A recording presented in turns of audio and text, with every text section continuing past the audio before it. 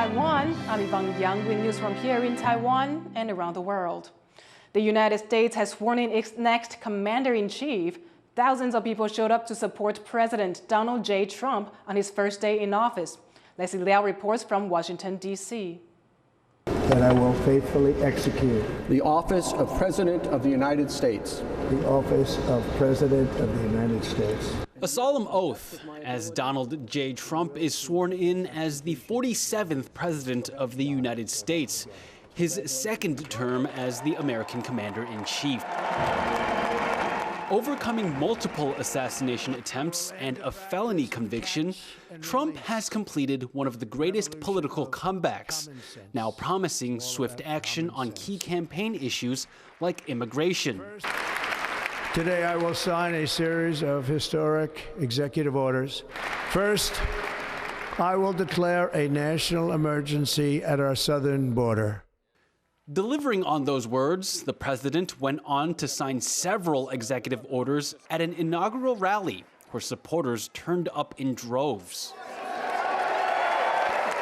Tens of thousands of people have lined up on the streets of D.C., braving frigid temperatures to attend and witness Donald Trump's inauguration at the Capital One Arena over there. The line starts on this side of the street, goes down that way, and snakes all the way around. There's a sense of excitement here, and we spoke to a few people online to get a sense of what they're thinking on Inauguration Day. I'm most excited to just be there. I've got my little binoculars and to someday in the future be able to say I was there. Donald Trump, he needs to get rid of the illegal immigrants. I'm excited to make things great again.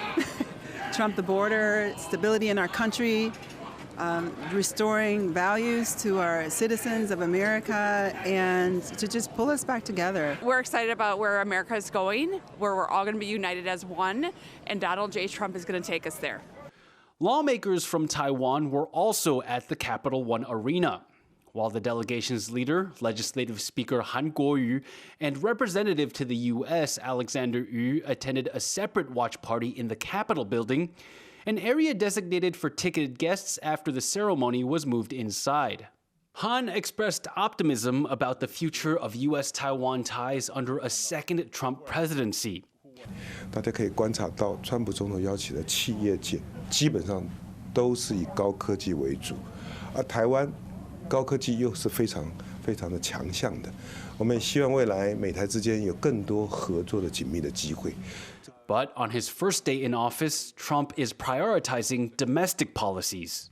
Behind me is the White House, where Donald Trump is making good on campaign promises by continuing to sign executive orders on things like immigration, energy policy, and government operations on his first day in office, marking a historic transition in American politics. Leon Lien, Laurel Stewart, and Leslie Liao in Washington, D.C. for TaiwanPlus. With Trump now officially sworn in as U.S. president, governments will be closely watching for concrete details on sweeping pledges he made on the campaign trail. A big one is Trump's plan to impose tariffs on U.S. adversaries and even some allies and partners, including Taiwan. Joyce Zhen has more.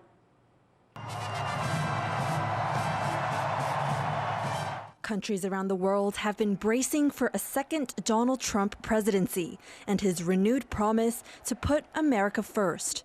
That includes a pledge to slap tariffs on all goods coming into the U.S. to address trade imbalances, particularly with China. It's a threat that's already caused shipping firms to front-load cargo bound for the world's largest economy. And his rhetoric has also raised fears in Taiwan, particularly in its valuable high-tech sector. Taiwan, they stole our chip business. Last year, Taiwan posted a record-high trade surplus with the U.S. With its unmatched dominance in advanced chips, the booming AI sector has helped drive up Taiwan's exports to the U.S. by over 80%, reaching almost $65 billion. And despite the anxiety within the sector and among lawmakers as Trump takes office, both Taiwan's economy minister and central bank head remain confident that the country won't be targeted by punitive tariffs. 我们的这个制造呢，又是非常先进的，是它需要我们的产品。But according to Lian Xianming, the head of a leading Taipei-based economy think tank, this is no guarantee. Speaking to TaiwanPlus, Lian says Trump may use Taiwan's reliance on U.S.-supplied weapons to push U.S. interests. It is true that on the tariff side, Taiwan probably not on the top list. But you also have to be a little bit cautious because there are a number of reasons why Taiwan actually fall into the disadvantaged position. Taiwan still needs the United States a lot of help. National defense and also about the international affairs. Trump is going to use that to have some favors. Trump has made clear he wants to bring manufacturing and jobs back to American soil, a goal that Lian says won't necessarily be detrimental to Taiwan. As an island nation prone to earthquakes and facing a threat of invasion from Beijing, investing overseas can help Taiwan's economy become more resilient. But would you also be worried about Taiwan being taken advantage of? Of course, but we should use that as the opportunity to see whether it's possible after all this experience that we are able to build up a true international company. Lian says the expansion into Arizona of Taiwanese chip giant TSMC has been a key first step and case study for other Taiwanese firms looking to do the same. The company's problems with local labor unions, an important lesson of the cultural challenges to overcome. Economic leaders here say that investing overseas is not about giving up Taiwan's tech advantage, but rather expanding the country's global importance and even to explore sectors beyond chips. All to say that despite newly inaugurated President Donald Trump's agenda of America First, Taiwan can still work with the U.S. in a way that brings win-win results. Joseph Wu, Andy Xue, and Joyce Zhen in Taipei for TaiwanPlus. Many people are condemning a hand gesture made by Elon Musk at U.S. President Donald Trump's inauguration ceremony, comparing it to the Nazi salute. And I just want to say thank you for making it happen. Thank you.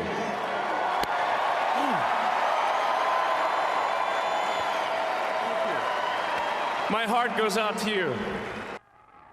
The salute, a raised right arm with the palm facing down, symbolized loyalty to Adolf Hitler and the Nazi regime. It is now widely recognized as a hate symbol. Musk, the world's richest man, has been close to Trump throughout his campaign and transition. He is leading an unofficial policy advisory group known as the Department of Government Efficiency, or DOGE.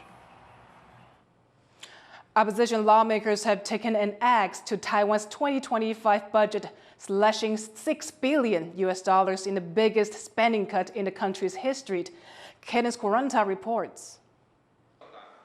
Major cuts to Taiwan's 2025 budget, a total of over $6 billion cut, the most in history, made by the opposition Kuomintang and Taiwan People's Party, who have a majority in the legislature but don't control the executive branch. Among the cuts, the Foreign Ministry's entire media and policy promotion budget was slashed, and 50% of its operating budget was frozen. The Mainland Affairs Council, overseeing relations with China, had its operating budget also cut by 30%, and the budget for Taiwan's public television service, which includes TaiwanPlus, was cut by over $6 million. Taiwan's premier has denounced the cuts, arguing the TPP and KMT are putting Taiwan in danger. 2100亿就是6.7%，况且我们3.1兆的总预算，如果扣掉1.5兆的法定支出，再扣掉2500亿以上的一般性补助等等，我们实际上可用的也只有1.3兆而已，2100亿是16%。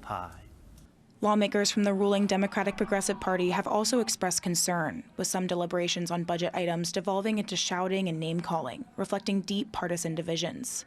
蓝白的联手之下，然后来对准我们的总预算案，已经突破了史上被删减跟冻结最高额度也最不合理的一个审议结果。 But in response, KMT and TPP legislators insist they have simply eliminated wasteful spending and have suggested they were flexible with their cuts. 很多预算在这个部会首长来跟我们沟通的过程中，也有改变了删减的幅度。Of particular interest to many are cuts to the state-run power company. Opposition parties also eliminated a proposed $3 billion subsidy for Taiwan Power Company, which could affect electricity prices and subsidies.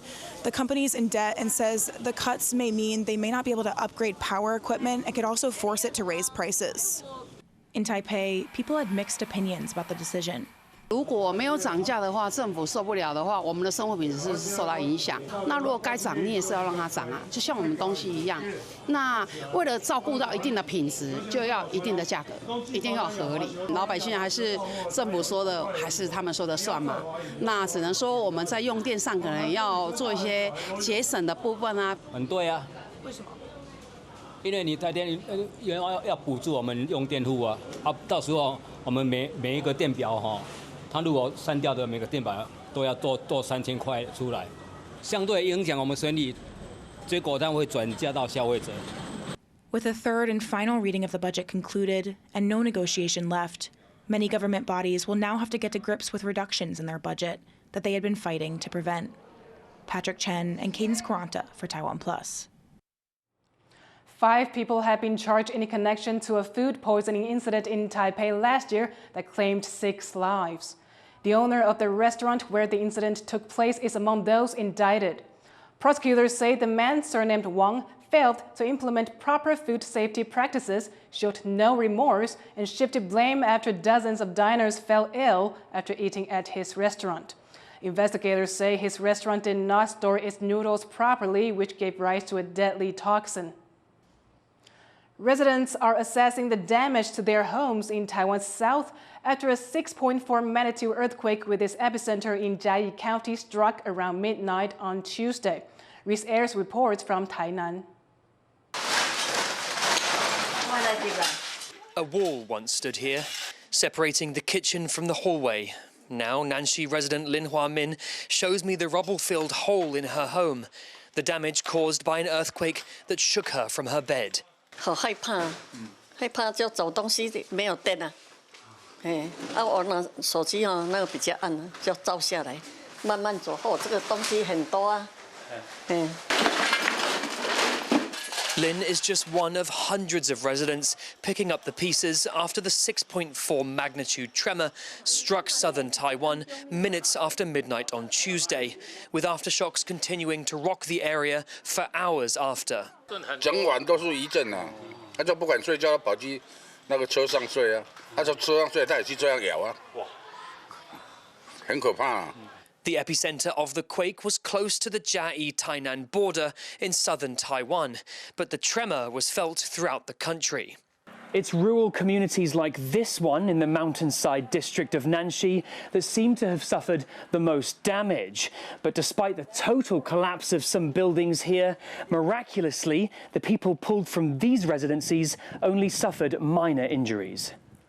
And that's mostly thanks to the swift response from emergency workers here. 南西区就整个就停电了，那南西区马上成立应变中心，那消防队跟警察局相关的人员都已经进来我们这个社区来进行搜救，主要是房屋受损相当的严重啦，初估差不多要300到400户。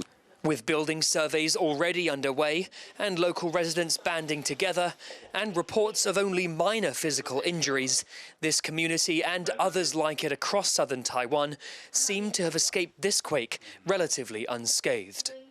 Fu Huaheng, Lucy Li and Reese Ayers for TaiwanPlus. Thank you for watching What's Up Taiwan. You can visit the TaiwanPlus website or follow our social media for more of our stories. Finally, we take you to Turkey for the 43rd annual Camel Wrestling Festival. 120 animals competed in the event that has roots in Turkish nomadic culture. I'm Yvonne Yang. Take care and see you next time.